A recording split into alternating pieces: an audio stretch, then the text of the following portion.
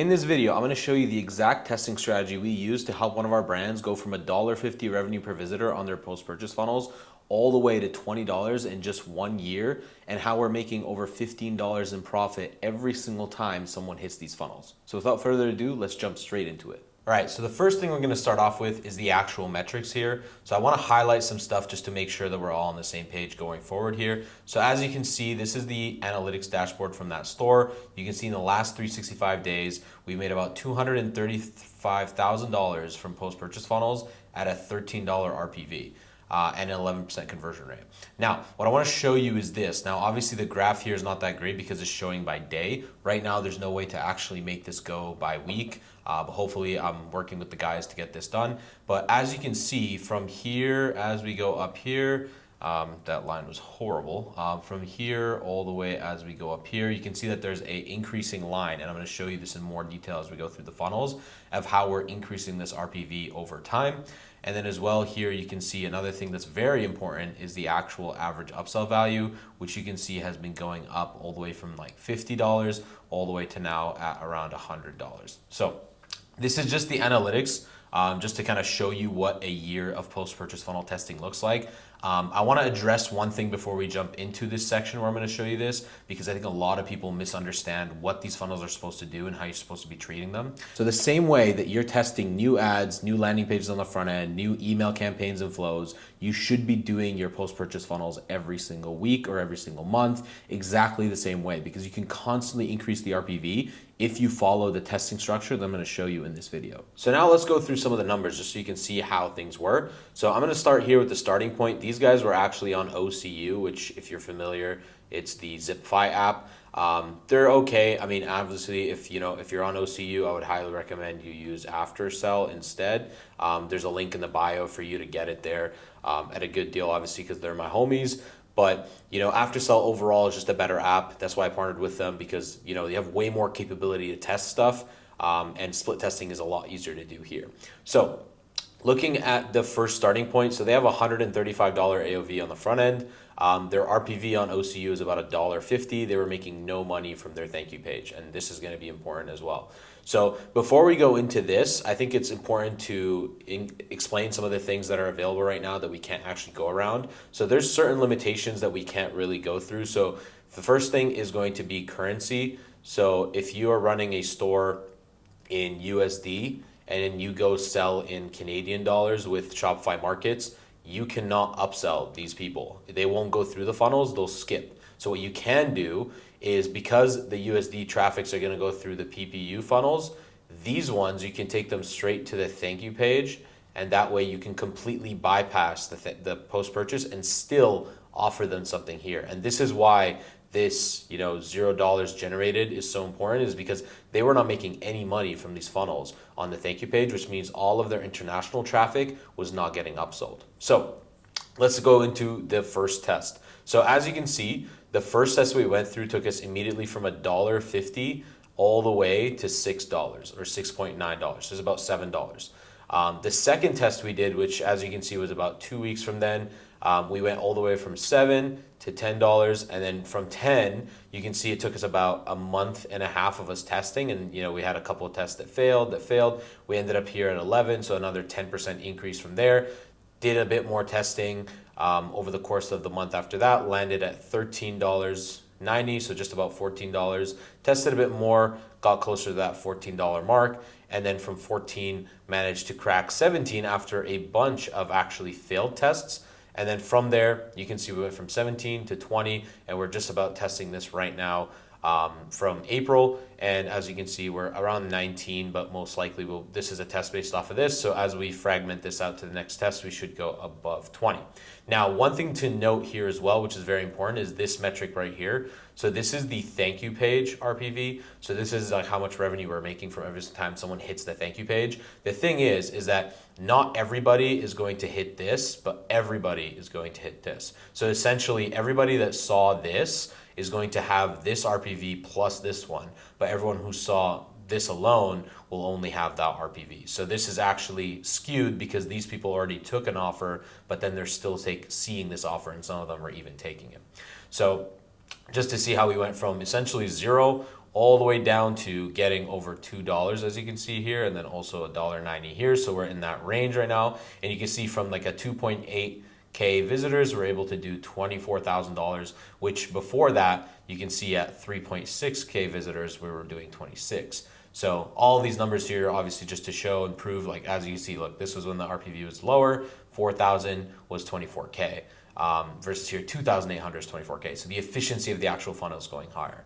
Now I'm going to show you exactly how we went from each milestone one by one and what the testing structure looked like of what we were doing. So that way you have an idea of what the actual process looks like. So the first one going from $1.50 to $7 was purely just 3 small things. The first one was being product selection.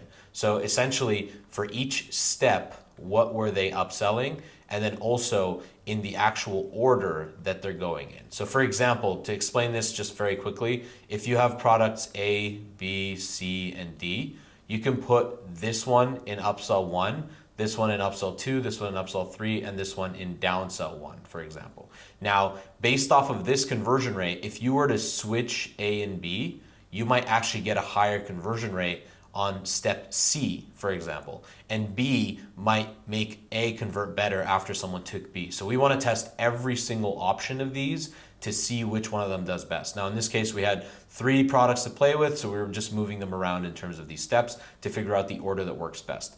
Now what we did in terms of pricing is we kept control pricing. What this means is like we just started at a 70% margin. So we set the margin at 70% and said, okay, cool.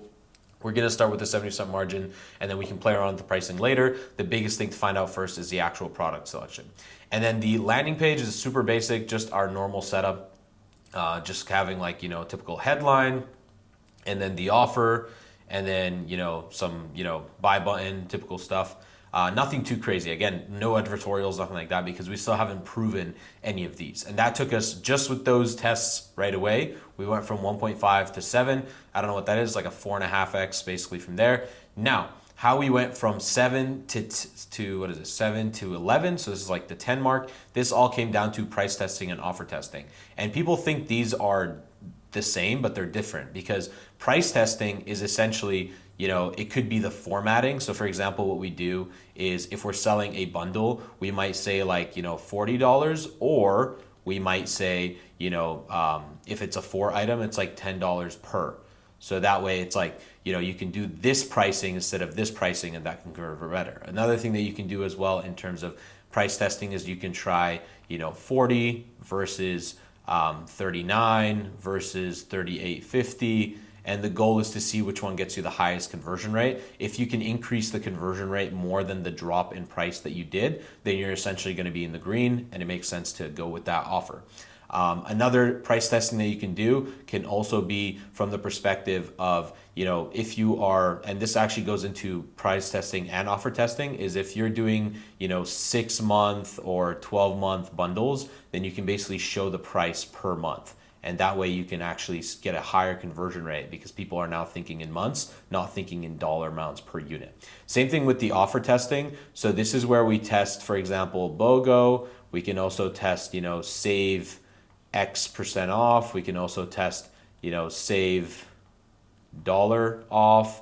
And we can test all these different offer styles to see which one works best. And we also obviously want to test, when I say BOGO, I don't just mean buy one, get one. We can do buy one, get two. We can do buy one, get one. We can do buy two, get one. The goal is to try to find the one that gets us the highest conversion rate and the highest AUV, which is average upsell value, because that will put us in the green. Because one thing I explained in my last video, which if you watched it, great. If you haven't, I'll explain it here real quick. RPV as a metric is equal to the revenue divided by the visitors, right? But then the revenue of a post-purchase funnel is actually equal to the visitors times the average upsell value times your conversion rate divided by the visitors. And obviously very simple, grade 5 math tells us that these cancel each other out. So realistically, if you can increase any of these, you are going to be in the green. So the goal is to increase either this or this. They're directly proportional. That will increase your RPV.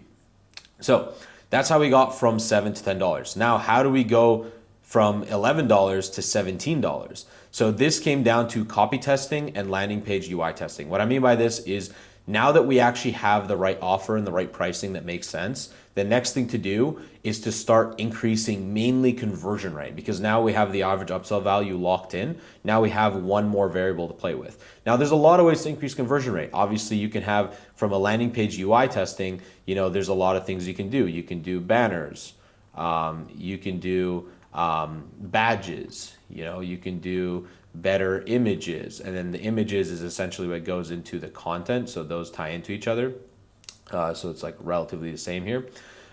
We can also test different sections.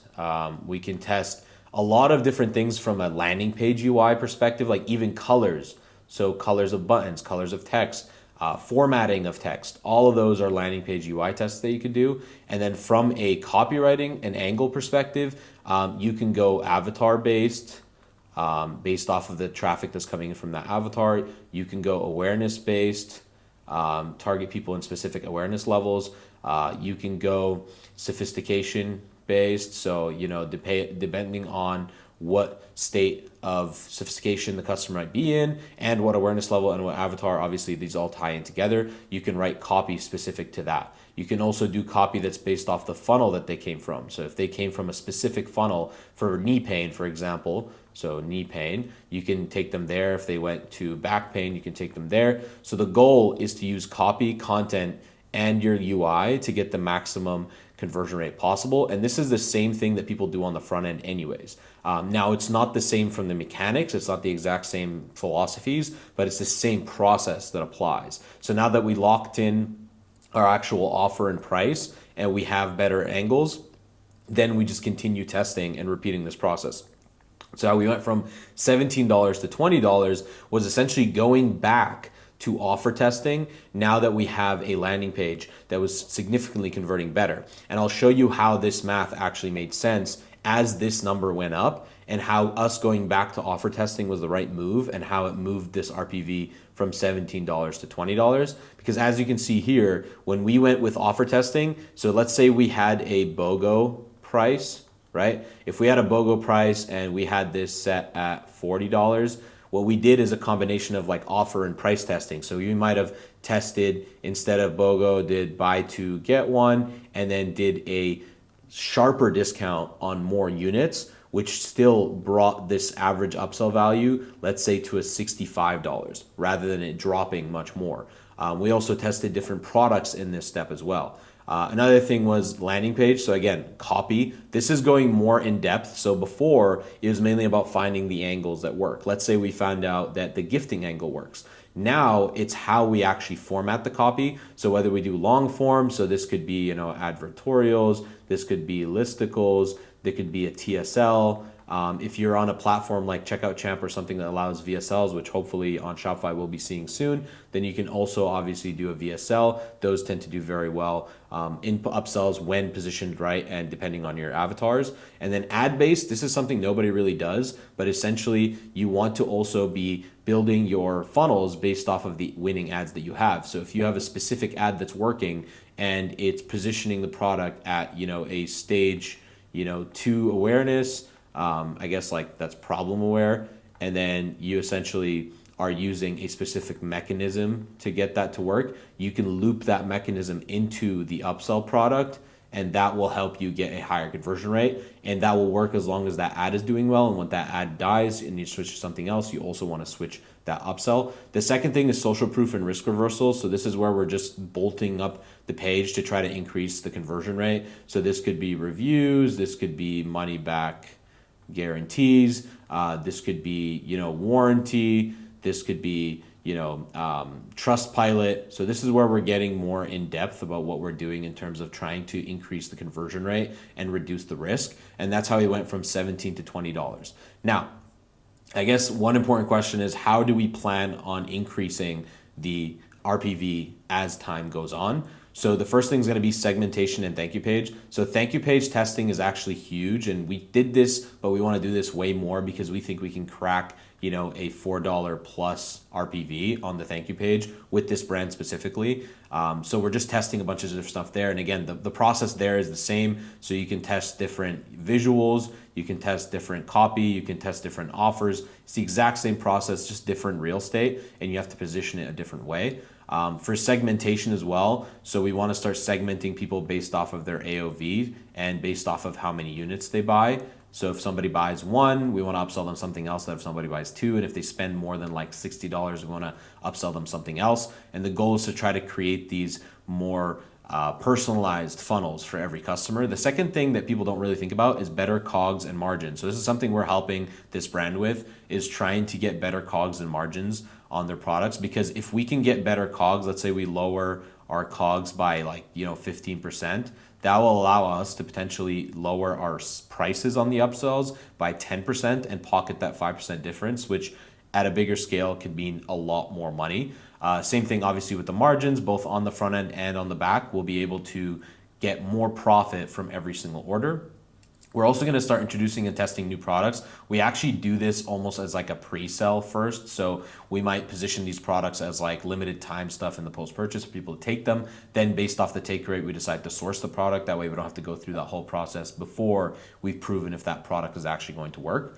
And then the last one is obviously more ad-based copywriting and angles. So as we keep finding, winning ads, we want to adjust our funnels so that way, we can have a higher conversion rate. And then once that ad dies, we go for the next winning ad and repeat this process. This is why it's crucial to continue testing post-purchase, let alone when, promotion times come up, etc. You want to have the highest conversion rate possible there. So that's essentially how we took the brand from $1.50 to $20 and our plan to keep going above $20. As I said, these guys' AOV is $134. So in most cases, a good post-purchase RPV is going to be 10 to, let's say 20% RPV. Right now, we're sitting at around $20. So we're in and actually, in this range right now. The goal is to try to get this as much as possible to 20, which in this case would be more towards $26. So we're not that far. And the best part about this is right now at this current RPV, if we were to look at it as it is, at a $20 RPV, we're adding, sorry, this is not working here. So at a $20 RPV right now, we are adding, so $20, we're adding about $15 in profit. So this is pure net profit because these are being shipped with the products initially. So we're adding $15 in pure net profit every time someone hits the post-purchase funnels. And then if they don't hit the post-purchase funnels and they go to the thank you page, there's no real way to only filter out the people that go to the thank you page right now. But on the thank you page, for people that don't see the upsells, they're going to have a higher RPV. But even on the blended one at a $1.8 or let's say $2 RPV on the thank you page, we're still going to pocket more than $1.50 from this right here in pure profit on every single transaction. So if these people, are doing, these guys are a bit of a smaller brand, but we have brands that are doing, let's say, a couple of 100,000 orders a month. So if they have 200K orders times the $1.50, you can do the math. That's a lot of extra profit added to this business just from the thank you page, let alone what the funnels are actually generating. There you have it. Super quick video, just kind of breaking down the whole process, like I said, of how we're able to increase RPV so much with these funnels. And this comes from, like I said, a year's worth of testing, but a year's worth of testing to be able to go 20x, or I guess in this case, 13x, if you want to do the math right, in terms of RPV, while increasing margin. And actually, one thing that we didn't go through here, and just to kind of prove this whole process and show you this, as the average upsell value was going up, and this is actually a very important part, as you can see here, this average upsell value went from $50 to $100.